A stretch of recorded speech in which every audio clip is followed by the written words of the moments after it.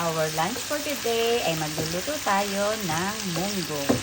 So, ayan, magigisa muna tayo ng bawang, sibuyas at kamatis.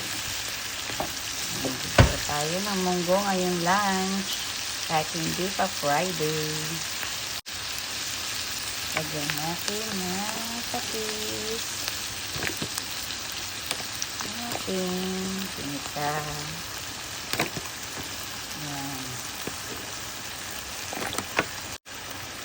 Sabisa-bisa lang muna.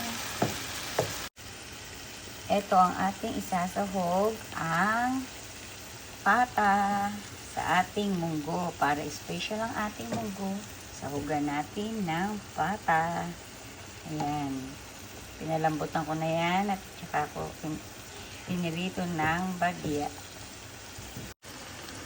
At kumukulo na ang ating munggo. So habang nagigisa tayo, ayan. Lambot na natin ating munggo.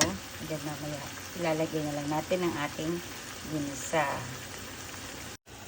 Sarap yan. Pata ang ating isasahog sa ating munggo. So yan, nilagay na natin ang ating ginisang bawang, sibuyas at kamatis sa ating munggo. Yan, papakuluin lang natin siya dyan hanggang sa lumambot pa ang ating munggo. Yan, gusto ko yung putok na yung munggo. Then later, lalagyan na natin ang ating pata.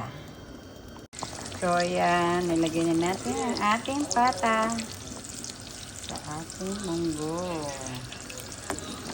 Ayan.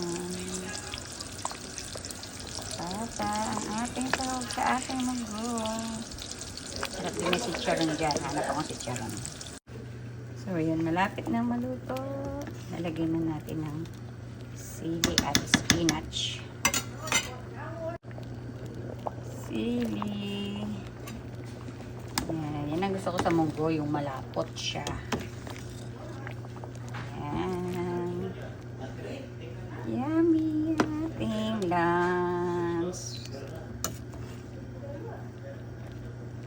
Pata.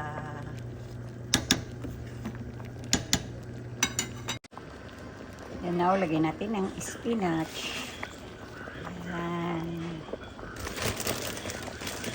Spinach ang ating ilalagay sa ating munggo dahil yan lang ang ating available.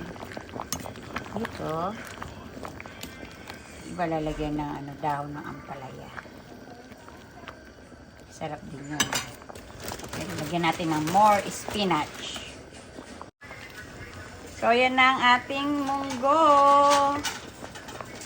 Yan, ready nyo na ang ating mga plato at tayo ay kakain na ng ating masarap na munggo.